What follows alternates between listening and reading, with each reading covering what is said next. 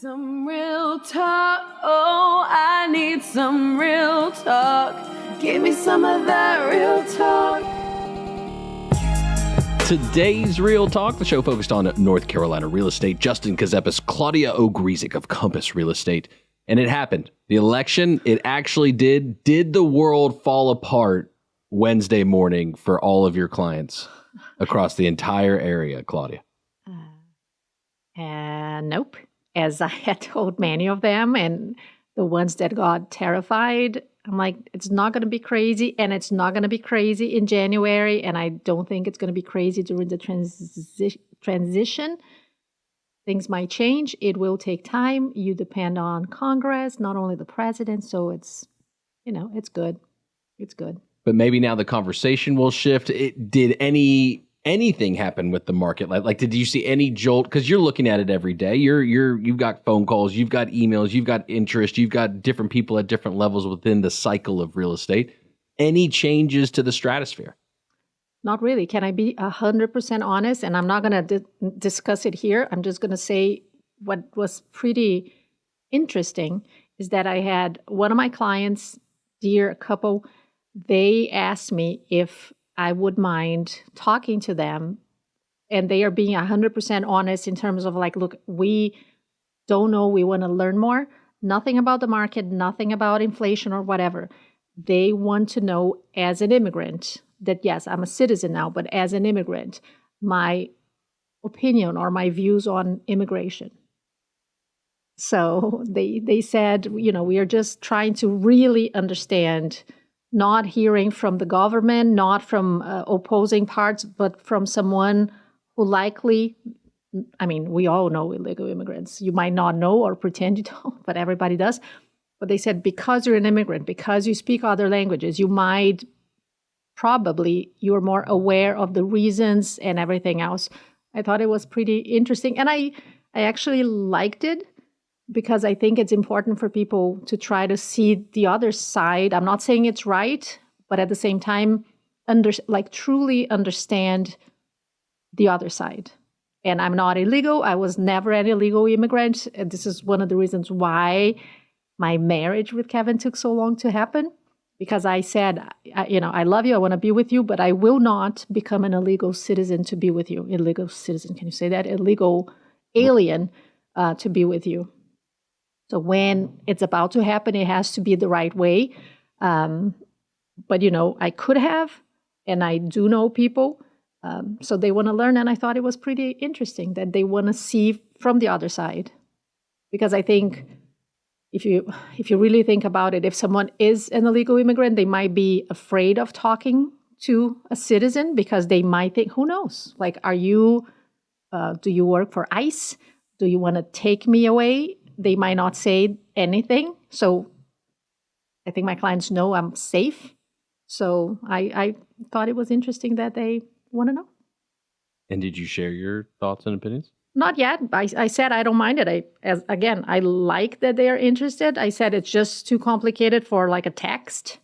So we're going to have lunch in the near future, because I thought it was cute. They're super young, and I love the idea of them wanting to learn more. Okay, wanting to learn more about immigration policies is great, but do people want to learn more about real estate when you deal with buyers and sellers? Are they interested in the process and learning the details and all of that? Yes, and I think I do that constantly, not only on my social media, but when I'm searching for houses, when I'm talking to clients. Do you remember, did I ever mention I was an English teacher as a foreign language back in the day in Brazil? No, I did not know that. You were an ESL teacher. Yes, EFL. Oh, as EFL. a foreign language, not as a second language. Oh. So here you come and you learn ESL, second language. I was a teacher of EFL as a foreign language. Oh, wow. There is a difference. Do you know what is the difference? No. Kind of, when it becomes your second language, it's like me. It's a second language. I can go back and forth, and sometimes I'm talking to people and I mix both at the same time. I dream in both languages. I think in different languages, and they go, this is a second language for me. A foreign language is when, let's say, Spanish. I have to El baño. I have to think about it, and many times I have to translate in my mind, and many times I have to use my my hands and mimic. And so it's a foreign language. It's not something that comes naturally. You can communicate. Hopefully you will be fluent, but it's still not like just a thing that goes back and forth like a second language. The language everybody speaks, universal language, money. Prices go up, down, I was left, going to say right. English. Okay, money, yes. Which way did the market shift at all in the past week? Interest rates also being a factor now. The Fed lowering, 25 bips, as they say? Yes. And so that's not, though, a direct correlation to mortgage rates? No, not at all. And I was reading about it. It does not mean at all that rates will change. Believe it or not, the market is pretty healthy and strong. Unemployment is super low. And the Fed doesn't see a reason why they would lower the rates. Because if they lower the rates, I'm not a financial person. But basically, if they lower the rates and then everything gets easier to be bought, cars, clothes, using your credit cards, people go into debt, and that creates inflation. So it's like a circle, right? A vicious circle. So the market is so healthy and unemployment is so low that the government doesn't really want people to go crazy spending money. But I did read that they believe for Q1, so the first quarter of 2025, they believe that mortgage rates, because this is what I am interested in, it might go to around 6, maybe even a little below 6. But we are close to 7 right now. So the fact that in maybe 3-4 months, it might go down to 6 is pretty exciting. Did you have buyers at the time when rates hit the highest, which were probably almost 8%? Yes, yeah. I did. You had buyers that were willing and able to purchase at that percent? Again, I think it's case by case, and I do get involved probably more than I should. It all depends. So with each client, I have a conversation. I understand the whys, and if it makes sense to buy even at a higher interest rate, I show them why I think it's a good idea, and I would say most listen to me and do it. But if it does, if it's just to move, but for no reason, then it's okay to wait. But how many times people are paying rent, throwing the money in the garbage, money that they'll never see again? And I am a spreadsheet maniac. Everything in my life is on a spreadsheet. So I put them side by side. I help them visualize, because many times people say, like I pay $1,800 in my rent, and I did a pre-approval, I would pay $21. So it's $300 more. But then if I put side by side, yes, you are spending $300 more every month, but you are creating equity. You are building something for yourself. And here you're throwing, $15,000, $20,000 a year in the garbage. It takes a personal broker to go help you with your personal experience and your personal one-to-one scenario that nobody else is dealing with but you. And you need someone like Claudia Ogrizek of Ckezepis Real Estate. More about real estate. Happy Veterans Day. Yes, happy Veterans Day. Thank you. Veterans. I am very proud to say that I've helped many veterans. Many. Mm-hmm. Great job. I think the agents that are veterans probably hate me. Because I have a bunch of veteran clients that refer me to other veteran clients. And I am a Brazilian lady, and I help them out. Yep. Oh, Bill's ready. Oh, let's talk about my trip to Charleston, because today, after the show, I'm headed to Charleston for the retreat with Compass. So I need to talk about it. I saw your post. Yes. I saw. With the green nails, ready to rock it. Today's Real Talk, the show focused on North Carolina real estate. Justin Ckezepis, Claudia Ogrizek of Ckezepis Real Estate. Speaking of Compass, you've got a trip you're leaving for here very shortly, and you are going to learn more about Compass, learn more about the market. What exactly are y'all doing? All of the above. So yeah, I am ready. I'm actually leaving the show and I'm going straight to Charleston. Tomorrow, officially, Compass Retreat starts.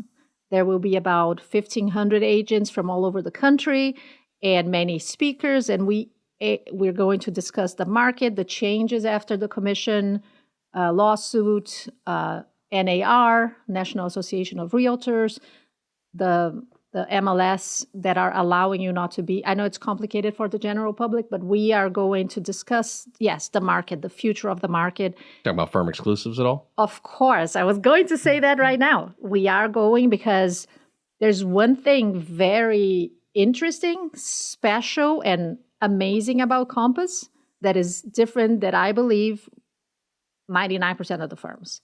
Compass is not a franchise. So Compass is owned by one person and there's no franchise. Meaning, for instance, in our case, a private exclusive here in Charlotte, I have one right now, by the way, my private exclusive, call me if you, is available to Compass agents. I think it's about 30,000 agents all over the country. So if and all of them can see. Now, if I worked at a different office and most names, you know, all the names you can possibly think of, there are franchises. So let's say that I am at firm XYZ Lake Norman. Only if I am at that firm, only those agents from my firm, XYZ Lake Norman, can see my private exclusive. So let's say if you have 100 agents, only 100 agents can see my private exclusive. Now, Compass, which is a rare non-franchise firm, all agents from all over the country can see it. So your exposure is incredibly higher. And why? And actually, I know because we are getting emails preparing for Compass Retreat. And more and more and more, our firm will focus on, first thing, private exclusive for a while. It could be 2 weeks, it could be a month, it doesn't matter. Of course, it depends on what the sellers want. But first we put them on private exclusive and we try to market in our firm. And if needed, then we go to MLS and the open market. So Compass intends to be stronger and stronger by the minute. It certainly seems like that is the play post-settlement as far as commissions and NAR and what it's created, practically speaking. We sat around, we talked about what is going to be the practical effect. And firm exclusives, private exclusives, they seem to be what we thought would happen. And so you're saying that that is something that Compass in particular is leaning into, ultimately giving you the advantage of a larger broker network to see a property, handle the deal likely within a specific way, because there's probably something to being a Compass agent that's a little bit maybe unique too, as compared to some firms that will just let anybody be a broker or hang a license there. And so share with your experience about your experience. Do you like the quality of Compass brokers, the other ones within the network? What do you think about that? I love it. And I think we talked about it. When I was changing firms, I was looking for a firm that had higher producing agents in terms of productivity, money, sales, and not only numbers. So there are firms, franchises, but if you add the names, each franchise, each office, they have thousands of agents, let's say in Charlotte. So they can say, oh, we sell whatever, $100 million a month, but then they have 3,000 agents. I wanted a strong firm. So I think we have 250 agents, 300 in Charlotte. And we are, if I'm not mistaken, the highest producing firm. And with not as many. So I wanted strong agents. And I also wanted a culture of collaboration, helping each other.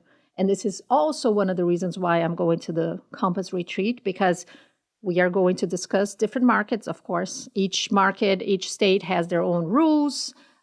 We do have, if you are in our MLS, you need to be a realtor. I don't know if it changed already, but anyway. So there are different rules we have the due diligence fee that other states don't have, but learn strategies, how to improve your sales, how to make it better, and also, of course, network, because the more agents I know all over the country. We can help each other as our career, but also if I have a client moving to California, if someone has someone coming from New York, if I have this relationship and I trust the agents, I can also refer my clients to be in good hands. Same way when people send them my way, they know I'll take good care of their clients. So in bringing this then back to the normal person who's not in real estate every day, because a lot of people aren't in it, right? This is what I thought everybody is a real estate agent. This is what you actually do for your life well-being, to make money, all of those kinds of things, to help people go through this process of buying and selling a home. Do you find that in the scheme of things in the marketplace, that what you're offering as far as you and your services and Compass gives you an advantage to help people more? Do you find that it's more effective way to do things like the way that Compass does it in the market? Yes. I know I started talking about something else, but as I was interviewing strong firms and I saw what goes behind the scenes, like the systems, AI, tasks, management, everything that I had never seen before, and I didn't see when I was interviewing other firms, I was in awe of how much that could help me. And by helping me, of course, I can help my clients. So it was a thing. I remember when I was being presented the system and everything that could help me be a better agent and be more efficient, faster, with more everything.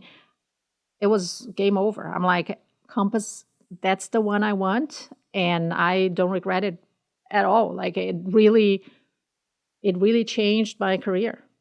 So is it all the tools and all of that, or is it your willingness still to do open houses? Because sometimes I think you're crazy still to do open houses, but is it just being out there with people in the community? Do you find that local effect to be of use and being part of buying it? Is that relevant for buying and selling a house? Yeah. Claudia, yes. I think each agent, or the great agents, because there are many great agents out there, each one of us should, and not all do, but most of us find out what they're best in terms of new clients, let's say, what they're good at or great at, and they should focus. I think I am great at open houses. I need the face-to-face, and I am usually relaxed, believe it or not. I'm very relaxed at open houses because I think I enjoy it. So people feel my energy, they listen to me, and many times they hire me. So I love it. Does that correlate, do you think, to, let's say, some of your more expensive listings that you've had, right? We're talking, typically you'll see it, and though it could be at any property, no matter the price, but more commonly you see at a higher price point, $1 million plus $2 million, the requirement that the listing agent be present during showings. Do you run into that at all, or more or less seeing that in our marketplace at that price point? Believe it or not, I actually think that agents don't do it, and I think I do it. And I do think my clients take, they pay attention to this, they appreciate, and I always tell my clients, unless I'm sick or I'm on rare vacation days, I want to be there for the open house as the listing agent, because there's no agent that knows more about the house than me. So if a buyer comes, or an unrepresented buyer, a buyer that has an agent but comes alone, or even buyers that come with their agents, there's nobody that knows to answer questions more than I do, because as I am preparing the house for the market, I study, I think of questions people may ask, and not always, like there's always a question that I never thought about, but I have access to my clients. And for instance, during an open house, I always tell my clients, please be on the phone. Like you don't have to be staring at the phone, but be on the phone, because very often people ask crazy, honestly, questions. I try to what can people ask about rental cap, Airbnb, how old is the HVAC? How old is the water? Can I hang sheets in the grass? Yes. I try to think of every question people may ask, and very often they come with something completely unexpected. And I won my clients. So I'm the one, because if I have someone else hosting my listing, they don't have this direct access to the clients that I do. Okay, so maybe it really works. Maybe open house. I love it. Maybe I I'm love wrong. open houses. I think it's an amazing strategy to show your house to prospect buyers, to your nosy neighbors. It's adorable and very effective to have nosy neighbors come because they might have friends that are thinking about moving to the. And I've sold listings with neighbors come, call a friend, and the friends come, and I sell houses. So I love it. Okay, well, I was actually this past weekend, right? I thought about hosting open houses, but I had to take a moment and I made the choice to stay home and get ready for retreat. This is going to be my first retreat convention, whatever. And I heard that it's pretty exhausting because you are learning. So it's like a mentally because you learn so much, but you have to network and talk to so many people. So I was getting ready. So I stayed home. I miss open houses. I'll be back from Charleston, and if I'm not exhausted, this weekend you're gonna see me in one open house. happy Veterans Day to everyone. Do buyers and sellers call on Veterans Day? Is that part of being a broker too? Is having to work on the holidays when everyone else isn't working? Is that usually a thing? Or Of course. Today's Real Talk, the show focused on North Carolina real estate. More with Claudia Ogrizek of Ckezepis Real Estate. Up next.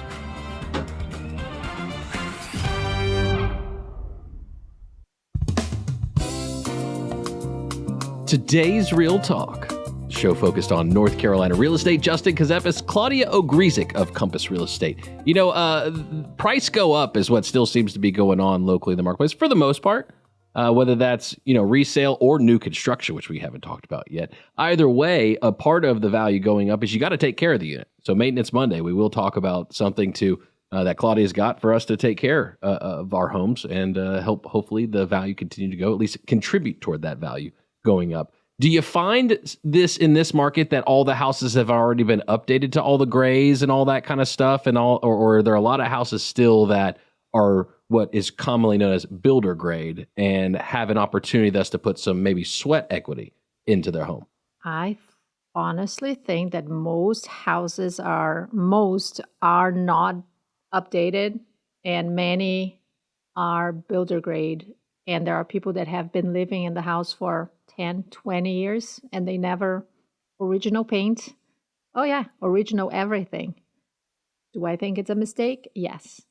But it's important because actually I had a conversation with, I don't know if I got the listing, I hope so, but I had a conversation this past weekend with a potential listing.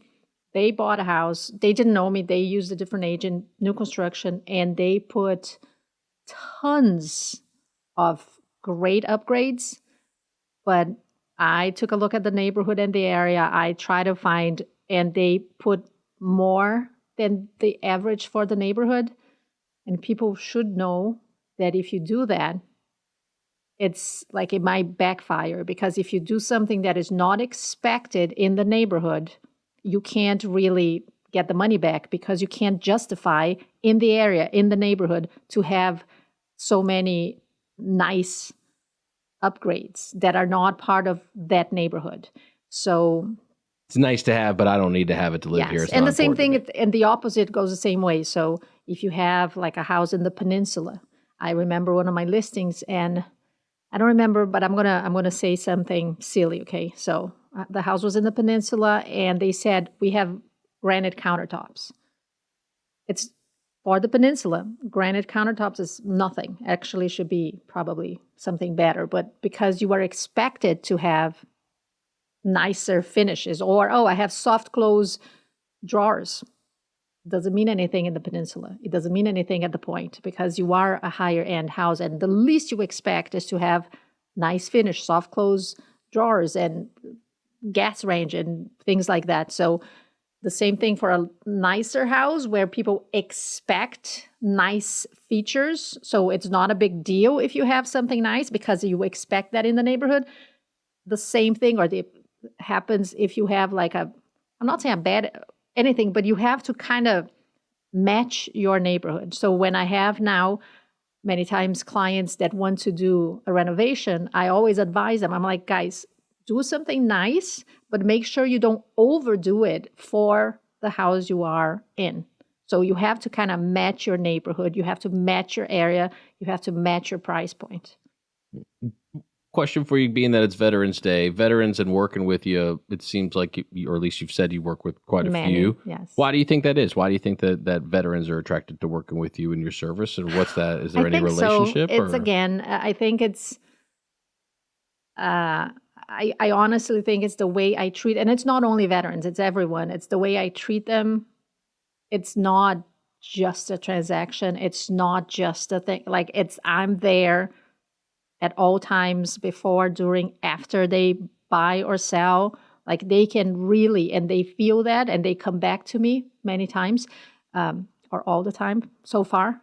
I never had one that changed realtors, because I think they know they can count on me like forever, and they can.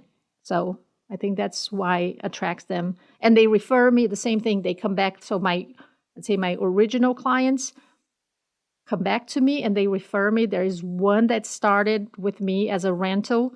She bought and she started referring me to her best friend, her cousins, her mom, her aunt. Like I always say I have to have like a party just for this group, because from one rental that she actually could not get approved for, and I went there and I fought for her.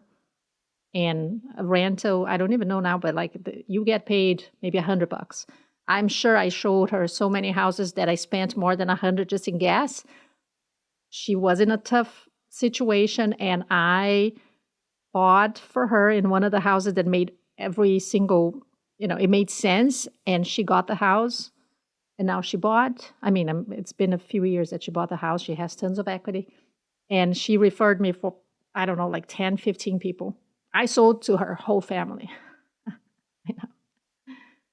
So when you go through that process and that relationship and people come back to you, say, do you think it's going to be this whole drawn out, okay, you need to sell and get out of here? Do you think sellers are going to have to like be forced kind of in this mindset now going forward because of how well they are sitting from an equity perspective and interest rate perspective, that it's going to have to take like some convincing for sellers to move? Or no, do you think that eventually the cycle will normal out in that sense? I think that most people, especially the ones that are at low interest rates, lower, even that, maybe not 4, but lower than 3, and there are many, I don't think they will leave and I talk to them and I'm like, please, like a home equity line. I'm not a fan of a HELOC. I think people should be more aware, and I try to beg my clients to talk to me before doing that, because they get excited about having some cash to spend, but then they don't realize what they're doing, creating a new debt, removing or losing all the equity of their house. If it's not I understand for like an emergency, like health, but okay, but not because you want a new car. This is me. I'm very disciplined with money. I don't spend, I don't spend on silly things. It's very rare that I just spend the money. And I feel, and I wish schools and everything, they would teach people more about real finance, not silly math, but financial education, like know how to manage your money, understand, let's say if you're a homeowner, understand the regular mortgage, understand what's a home equity line. It's not a game. Understand refinancing, because people have to also understand, and I talk to my clients, and I go with my spreadsheets. When they tell me they are thinking about refinance, I'm like, okay, let's talk, because you have to understand that if you refinance, everything pretty much you paid for resets, and you start another 30-year loan. And sometimes people are doing it to save $100, $200, but they're throwing away everything they paid already. So if you put on a spreadsheet, it's not worth it, especially knowing you're not going to be, if you're going to be in the house forever, maybe. I don't know the number, but I would say by far the majority of people will stay in a house. This is the number, 7 years. So when you refi just to have the comfort of saving $200, you might be throwing away way more than the 200 you're thinking about saving. So I I wish, if we're talking about maybe the new president and everything that should happen, I think one of the most important things is actually financial education. Well, and education happens at a state level too, so it's important to engage even the state leaders, Yes. that the several newly elected state leaders, right, and people in transition and all that kind of stuff too. We constantly talk about it, and I do believe that most people do not understand, for instance, something that should be basic and natural and obvious: supply and demand. I don't think people, do you, or you're not going to answer that? What supply and demand do that people understand the concept of pricing, supply and demand, why prices go up and down. I think there's certainly educational barriers, and like I don't necessarily understand the flow of steel 100% into the country, right? But when I see price and I look at historical charts or anything like that, there is a constant, okay, in the world of buying and spending money, it's supply and demand. Everyone's income then becomes the money spent for somebody else, and it goes in the circle that way. So that's, supply and demand is the basis of everything. But do you think most people understand? I don't know. Do you think that there's a portion of people, there's someone I know that believes this, that there's no internal dialogue going inside their head, that they're just walking around only with what happens to them on the exterior? Do you believe that? Or do you think everyone has that internal dialogue? They should have. Today's Real Talk.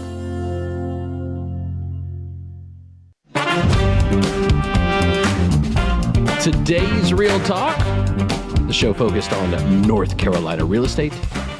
Justin Ckezepis, Claudia Ogrizek of Compass Real Estate. Congratulations on your conference that you're heading off to for Compass to learn more. It's good to learn more. It is a broker to get more tools that you can ultimately help your clients better. Are you excited? Is it a whole week? Are you going to be going? Because you don't normally do this, go off and be company person. You pretty much just keep your head down and grind. How long are you going for?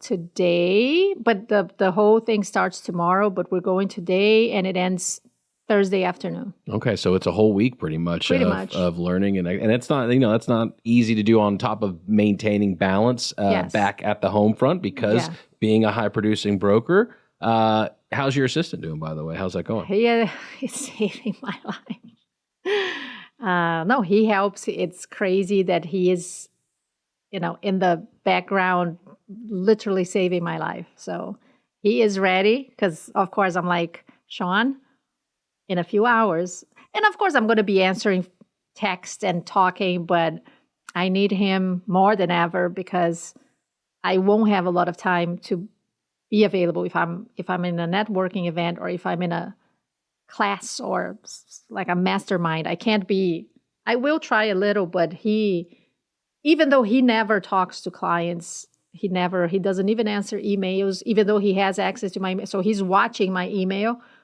I remember when I suggested that he would do it, he's like, but I'm like, I have nothing to hide, so it's fine. You can read my emails. But email's a huge amount of time in the day. Yes. It's a massive amount of time. But he still, like, when he sees something that does not involve me at all, that doesn't, like scheduling something that he can check my schedule and see, he does it. But if it's a client, a lender, an attorney, a contractor, it doesn't matter. If it's someone, he doesn't answer. He knows because he's like, you have a special way to do it. I do not want to be you. I don't want to maybe give the wrong answer, or because he's like, I'm watching you. You have a certain way. But yeah, the rest is crazy. So I will be still talking to my clients. The same thing, texts. It's always me. I always tell my clients, when you hire me, you're hiring me. So Sean is helping me, but I'm with my clients. And this is something, actually, I want to talk about it. I want to put it on Instagram, because I think I always say the thing about the right agent matters. Someone that cares about you for real and not about the commission. Because unfortunately, there are many agents that care about the money and nothing else. But for me, I need to tell people, even if you don't hire me because whatever, you don't like that I'm too normal, too real. And I get it. Of course, there are people that prefer a more selling sunset kind of thing, and it's fine, or someone.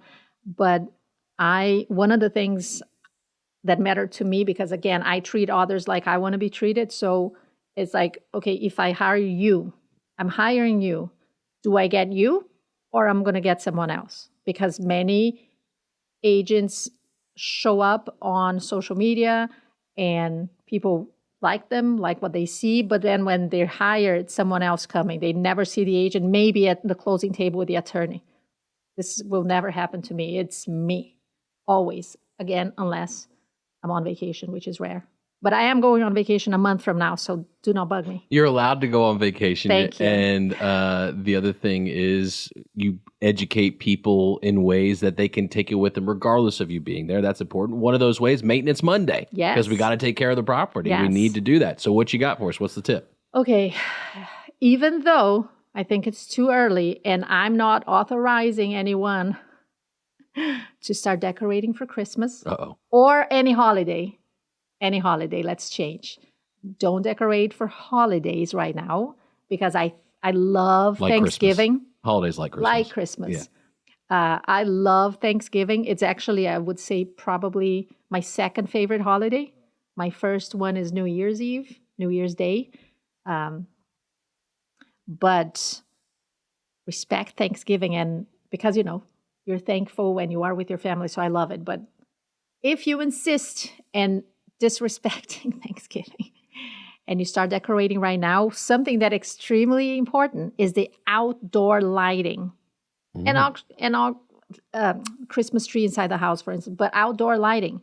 I know it's not a lot if you think of the number of houses in the country, but there are about 900 fires that might destroy a house because of Christmas or Hanukkah really? Because of lights? Because of lights. Wow. Because sometimes the cord is peeled and it causes something, or because people overload one outlet. And you're supposed to lick the light bulb right before you plug it back in or screw it back in, right? Isn't that a thing? Are you for real? No, you're joking. But loose light bulbs, overload outlets, or not using GFCI outside with the risk of fire and the rain and the water. So make sure you check your outlets, check your bulbs in your Christmas decoration, your holiday decoration.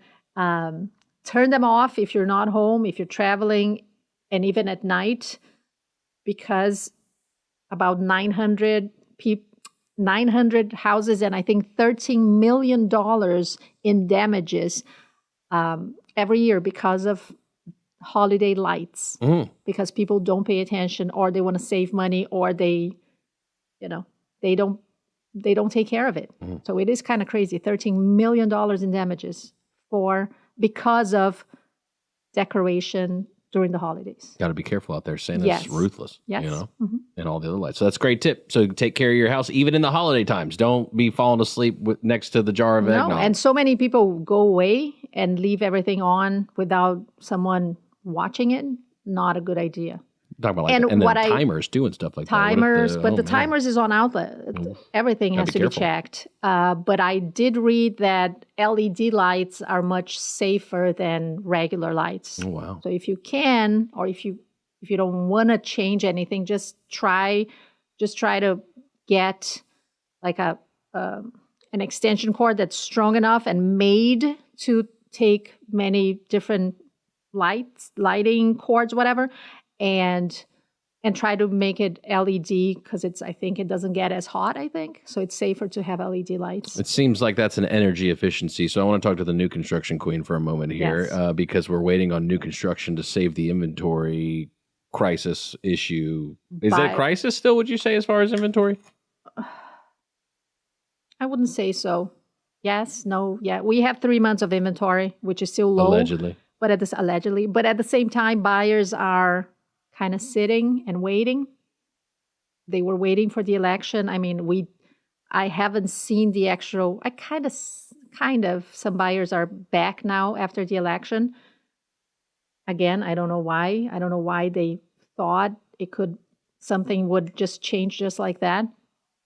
But we still don't have enough inventory. But new construction. I just put a house under contract last week. Repeat clients. I also have many police officers as clients. So I feel super safe. If something happens, I'm like, do you know I'm friends with this many police officers? But I'm very happy they got new construction at 4.5%. Oh, wow. They could have gotten for $399, but then, we had to see their house to put on the market. And because there was no time, it was kind of unexpected, but they are getting 4.5 for 30 years. It's not because there are many buy down programs right now. 2-1 buy down, I think they call it. 2-1 buy down. That means it's not for the entire runway of the 30 years. That's something that's important to understand from a product perspective. Yes. So I always explain let's say a 2-1 buy down means that artificially lowering the interest rates the first year for, let's say, 2 points, second year for 1 point, and then third year on, you pay the regular. So right now, let's say the interest rates are 7. It means for the first year, you would have an artificially or prepaid in essence, because the interest gets moved around and paid. But you can get the seller to pay. So correct. if you are it's able money to on negotiate, it's funny money on paper. You're saving money. But you would pay 5% first year, 6% second year, and then if you don't refinance, you would start paying 7. But hopefully until that's the bet. Then 2 years from 7%. Now, interest rates are lower. You can refi. So, but this one, they got 4.5 for 30 years. So they'll never have to refi, which is amazing. And before coming here, I saw another builder.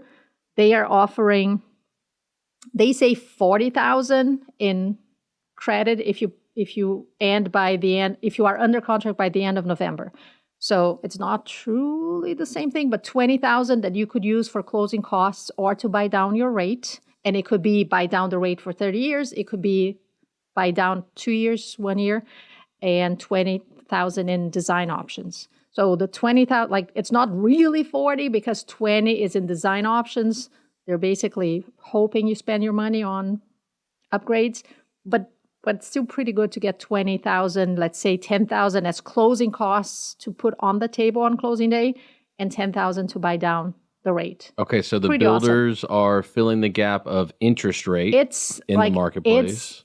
It's an ideal moment to buy new construction right now.